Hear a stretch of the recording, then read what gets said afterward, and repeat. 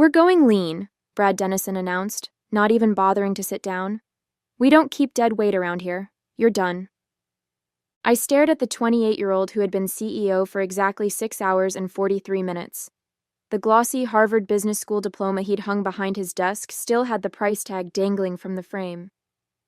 "I see," I replied, my voice steady despite the shock rippling through me. 9 years at Dennison Materials, reduced to a 10-second dismissal. "May I ask why?" Brad's lips curled into what I assumed was his version of a businessman's smile.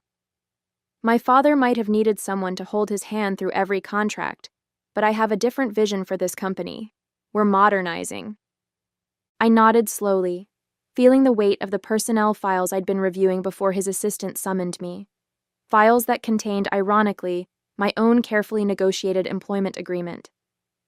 "I'll need this in writing, of course," I said, rising from the visitor's chair in what had been Charles Dennison's office until his retirement last week.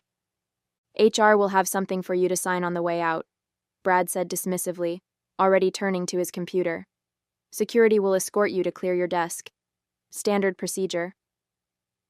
I gathered my notepad and pen, maintaining the calm demeanor that had served me well through countless negotiations. "Of course. Thank you for the opportunity to work here." Confusion flickered across Brad's face at my composure, but he quickly masked it with another practiced smile. "Best of luck, Rita." As the security guard watched me pack my personal items into a cardboard box, my phone buzzed with messages from colleagues who had witnessed my exit from the executive floor. I left them unanswered, focusing instead on the task at hand. In the drawer of my desk was a copy of my employment agreement, the one Charles had personally revised 3 years ago when Westlake Supplies had tried to poach me. "All set?" the guard asked awkwardly. He knew me, of course. Everyone at Dennison knew me as the fixer, the one who solved impossible problems. "Almost," I said, sliding the agreement into my bag. "Just need to say goodbye to a few people." But I didn't. I walked straight to the elevator, past the shocked faces of my team, and out into the crisp Tulsa morning. In my car, I finally allowed myself a moment to breathe. I opened my bag and pulled out the agreement, flipping to the section I knew by heart. The clause Charles had insisted on, the one I had negotiated with precision. A smile spread across my face. Brad Dennison had just made the most expensive mistake of his short career. My introduction to Dennison Materials happened 9 years ago, when I was 26 and determined to prove myself. Fresh out of law school with a focus on contract law, I had applied to every major company in Tulsa that might need someone to review their agreements. Charles Dennison had personally interviewed me, impressed by my attention to detail and willingness to question problematic clauses. "Most lawyers just rubber stamp whatever we put in front of them," he had said during our interview. "I need someone who will tell me when I'm about to step in it." I was hired the next day. Over the years, I became more than a contracts specialist. I was the one Charles called when a supplier threatened to pull out, when a major client was unhappy, when the company needed to navigate complex regulatory changes.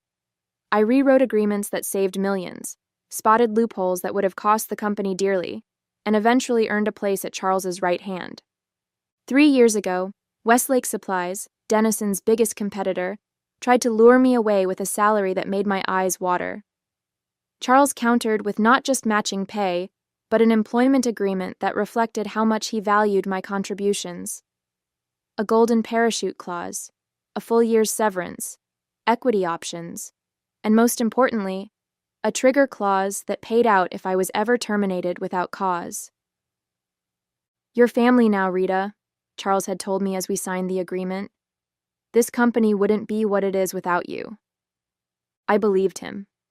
And for 6 more years, I gave Dennison Materials everything I had. Then Charles announced his retirement. We all knew Brad would take over. Nepotism was alive and well, even in a company that prided itself on meritocracy. What we didn't know was how quickly he would start making changes. In the weeks before Charles's last day, I had noticed Brad watching me during meetings, his expression calculating. When I presented the quarterly compliance report, highlighting potential risks the company needed to address. He had dismissed my concerns as excessive caution that was holding the company back.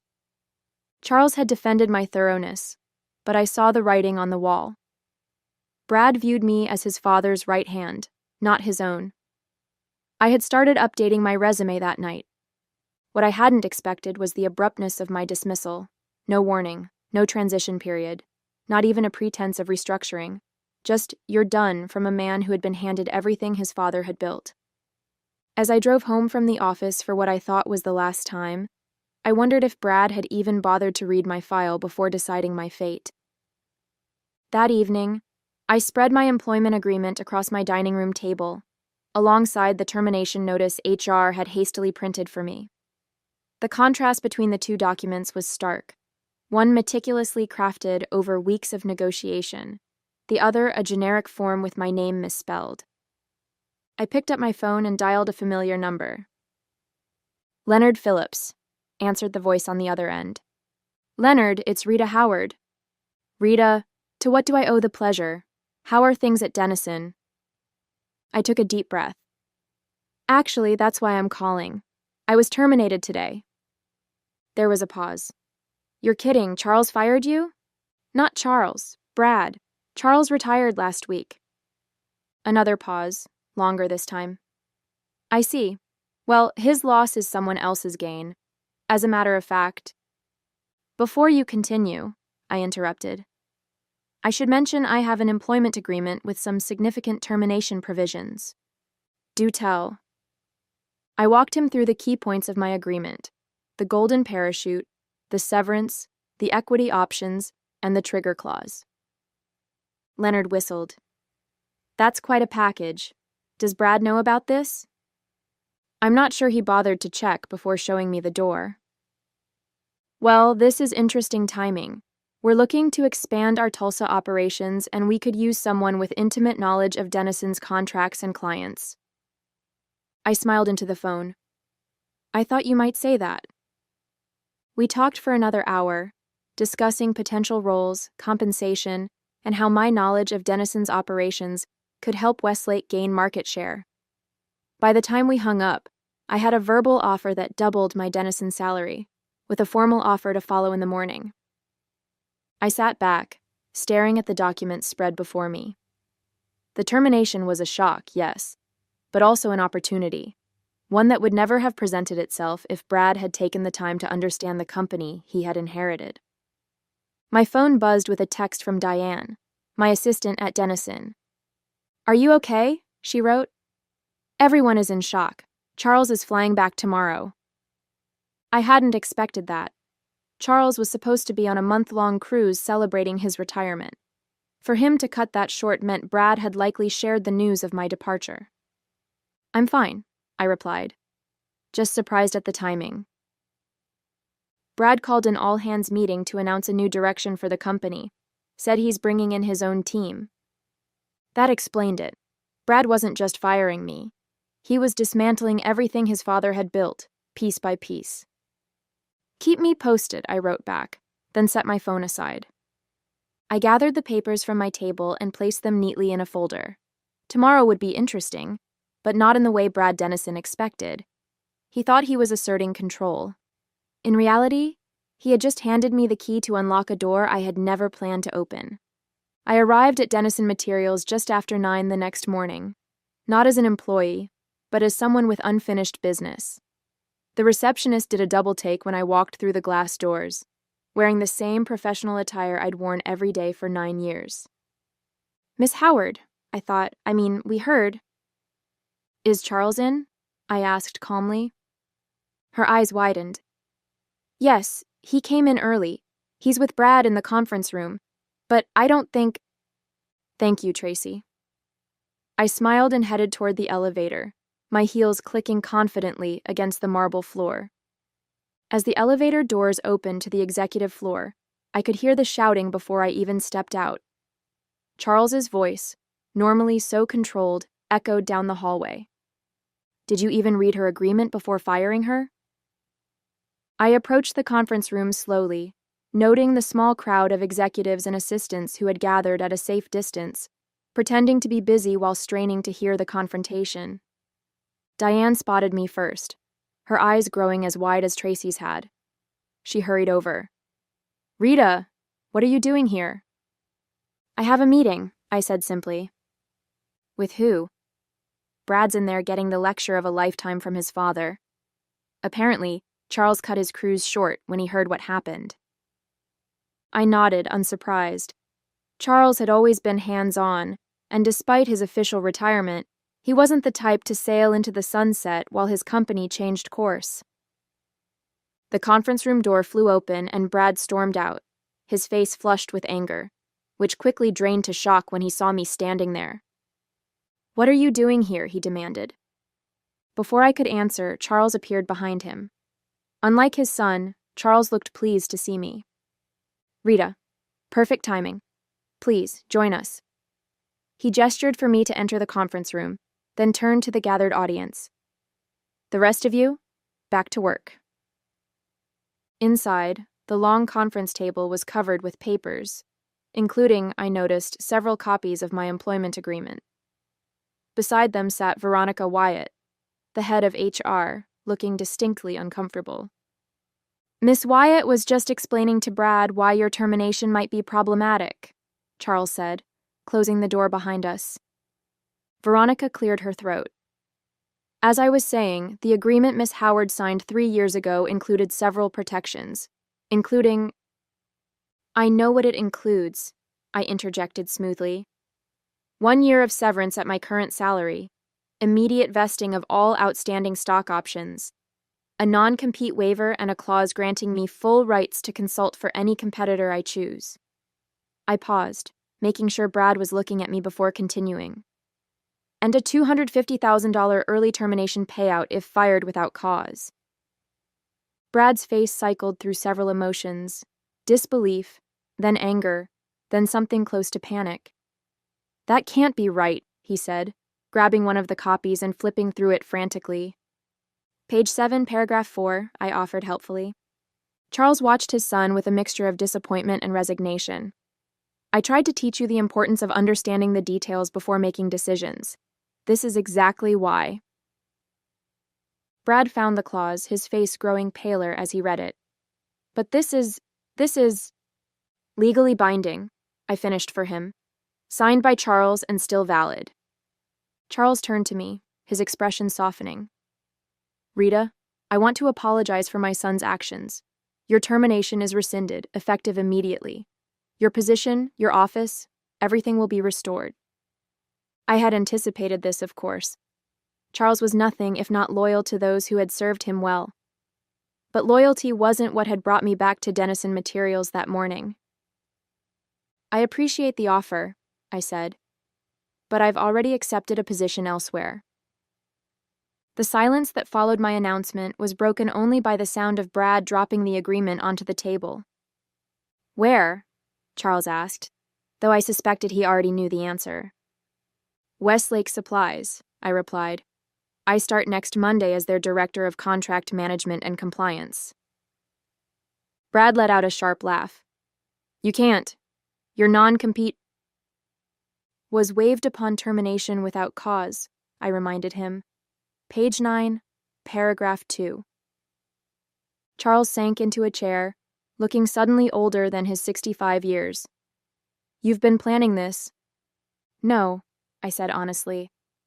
"But when the opportunity presented itself, I would have been foolish not to take it." "They'll want our client list, our pricing structures," Brad began, panic edging into his voice. I raised an eyebrow. "All things I'm legally entitled to use, given how my employment was terminated."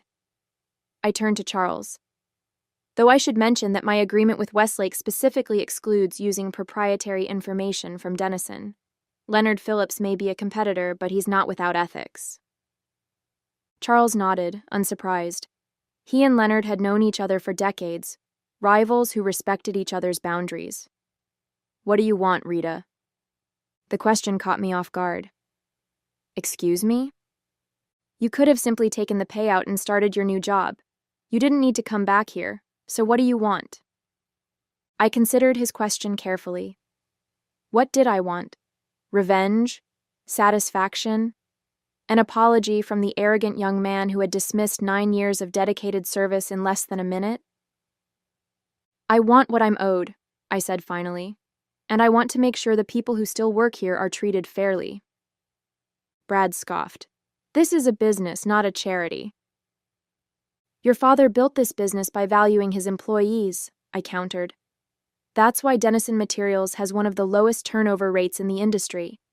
It's why your suppliers are loyal, even when competitors offer lower prices. It's why clients trust Denison to deliver even when timelines are tight." Charles was watching me with a thoughtful expression. "You care about this company." "I gave 9 years of my life to it," I acknowledged. "I'd prefer not to see that work undone in 9 days." Brad opened his mouth to retort, but Charles silenced him with a look. "What are you proposing, Rita?" I pulled a folder from my bag and placed it on the table. "A consulting arrangement. I'll help with the transition of my duties, advise on pending contracts, and provide insights on key client relationships. In return, I receive the compensation outlined in my termination clause, plus a consulting fee." Charles picked up the folder and skimmed its contents, a small smile playing at the corners of his mouth. "You've thought this through." "It's what you hired me to do," I reminded him. He handed the folder to Brad. "Read it. Carefully this time." Brad accepted the folder reluctantly, his expression sullen. As he read, his eyes widened slightly at certain points, and I knew he was recognizing the strategic value of what I was offering, despite his wounded pride. "This would give her access to our operations even while she works for Westlake," he objected. "With strict confidentiality provisions," I pointed out, "and a clear delineation of what constitutes proprietary information. Leonard is aware of this arrangement and has approved it." Charles looked impressed. "You've already cleared this with Westlake?" "It was a condition of my acceptance," I confirmed. "They get my expertise without the ethical complications." Brad tossed the folder back onto the table. "This is blackmail." "No," Charles corrected him. "This is negotiation. Something you would understand if you had taken the time to learn the business instead of assuming you could run it based on theory alone." The tension between father and son was palpable. Years of unspoken expectations and resentment suddenly laid bare. As the weight of the situation settled over the room, Veronica excused herself quietly, leaving the three of us alone with the aftermath of Brad's hasty decision. "I'll need time to review this proposal," Charles said, closing the folder. "Of course," I replied. "But I should mention that my offer to help with the transition expires at the end of the day. After that, the only communication will be through lawyers regarding my termination package." Brad's face reddened. "You're giving us an ultimatum?" "I'm being practical," I corrected him. "My new position requires my full attention, and Westlake has already been generous in allowing this arrangement. I won't ask them to wait indefinitely." Charles studied my face, searching for something, resentment perhaps, or vindictiveness. Finding neither, he nodded slowly. "You were always fair, Rita, even when you had every reason not to be." He turned to his son. "Brad, step outside. I need a moment with Rita." Brad looked as though he wanted to object, but something in his father's expression stopped him. With a final glare in my direction, he left the conference room, slamming the door behind him. "He has potential," Charles said once we were alone, "but he lacks patience and humility." He sighed, running a hand through his silver hair. "I thought giving him the reins would force him to grow up. I see now that was a mistake." "It's not my place to comment on your decisions regarding Brad," I said carefully. Charles smiled ruefully. "That's diplomatic of you. But we both know this isn't how I wanted things to end between Denison Materials and Rita Howard." I felt a twinge of nostalgia for the years I'd spent at the company, the challenges we'd overcome, the victories we'd celebrated. "Business is business," I said, echoing a phrase Charles himself had often used. "Indeed." He picked up my consulting proposal again. "I'll sign this, and I'll make sure Brad understands the terms and the consequences of violating them." "Thank you. But before you go," Charles continued, I want to ask you something, off the record. I nodded, curious. What would it take to bring you back? Not now, but eventually. Once things are settled. The question took me by surprise. Honestly, I don't know. Westlake is offering opportunities I hadn't considered before, and after what happened, trust is difficult to rebuild, Charles acknowledged, but not impossible. I thought about it for a moment. Dennison would need to change. The culture, the leadership approach. Your son would need to demonstrate that he values the people who make this company work, not just the bottom line. That's a tall order. You asked what it would take, I reminded him. Charles laughed, a genuine sound that momentarily erased the tension of the morning. So I did. He extended his hand. No matter what happens next, it's been an honor working with you, Rita. I shook his hand, feeling an unexpected surge of emotion. Likewise, Charles. As I turned to leave, Charles called after me. Rita, one more thing. I paused at the door. Brad will hate this, but I'm going to insist he attend your transition meetings personally.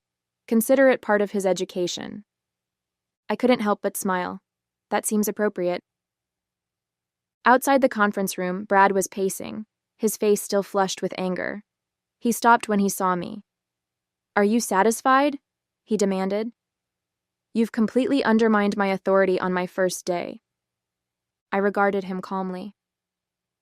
You did that yourself when you decided to fire someone without understanding the consequences.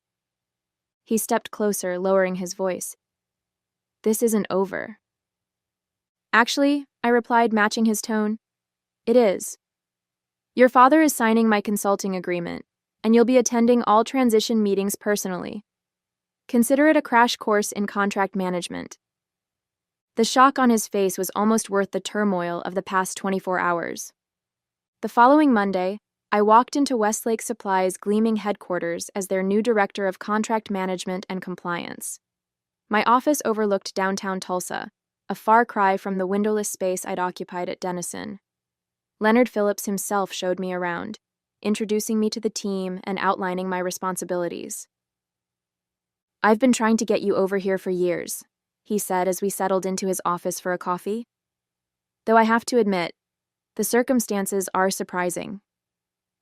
Life is full of unexpected turns, I replied diplomatically. Leonard chuckled.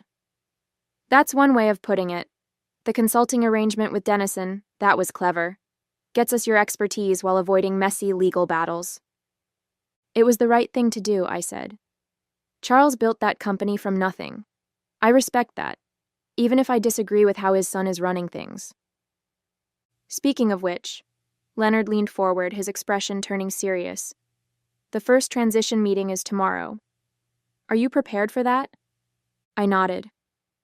I've compiled detailed handover notes for all my active projects. The goal is to ensure a smooth transition, not to create problems.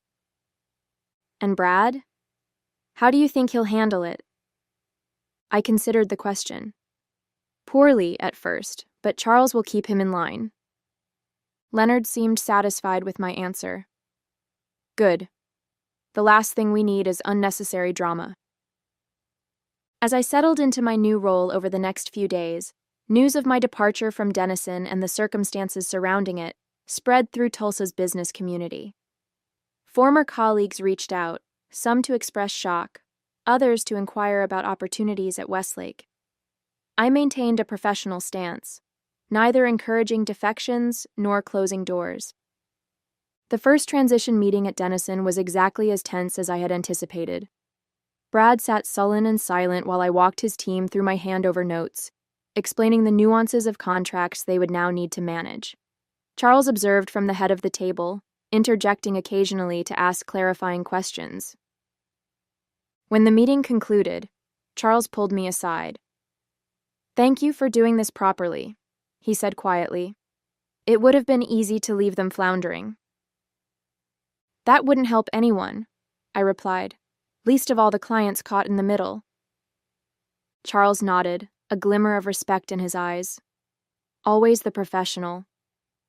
Over the next 2 months, I divided my time between establishing myself at Westlake and fulfilling my consulting obligations to Denison. The transition meetings became less tense as Brad gradually realized the value of what I was sharing. He began asking questions, sometimes even taking notes, a far cry from the dismissive attitude he'd displayed on his first day as CEO. During our final scheduled meeting, Brad approached me as I was gathering my materials. "I underestimated you," he said, his tone measured, "and I misjudged the situation." I looked up, surprised by what sounded like an apology. "We all make mistakes, especially when we're new to a role." Brad frowned slightly. "That's what my father says, but it's not an excuse." "No," I agreed, "it's not. But acknowledging the mistake is the first step toward not repeating it." He seemed to consider this. "The consulting agreement expires next week." "Yes." "Would you consider extending it? On a more limited basis, of course, just for the most complex contracts." I hadn't expected this request. "I'm not sure that would be appropriate given my position at Westlake." "I've already discussed it with Leonard Phillips," Brad admitted. "He's open to it, provided there are clear boundaries." This was news to me. I made a mental note to speak with Leonard as soon as I returned to my office. "Why me?" "There are other consultants with contract expertise." Brad's expression was reluctant but honest. "Because you know our business, and because I need to prove to my father that I can learn from my mistakes." I studied him, looking for signs of the arrogance that had characterized our previous interactions. Instead, I saw something new, a humility that hadn't been there before. "I'll think about it," I said finally. "That's all I can promise." Brad nodded, accepting this partial victory. "That's fair." As I left Denison Materials for what might be the last time, I reflected on how differently things had turned out from what I had initially expected. I had walked away with not just financial compensation, but with my professional reputation enhanced and, surprisingly, a measure of respect from the very person who had dismissed me. At Westlake, I was thriving. My intimate knowledge of Denison's operations had allowed me to identify opportunities for Westlake to strengthen client relationships and improve their contract structures. Leonard was pleased with my work, and I had already been given additional responsibilities beyond my initial role. The agreement that Brad had failed to read had changed the course of my career in ways I never could have anticipated. Sometimes I reflected, the most powerful revenge isn't about tearing someone down. It's about rising so high they have no choice but to look up at you.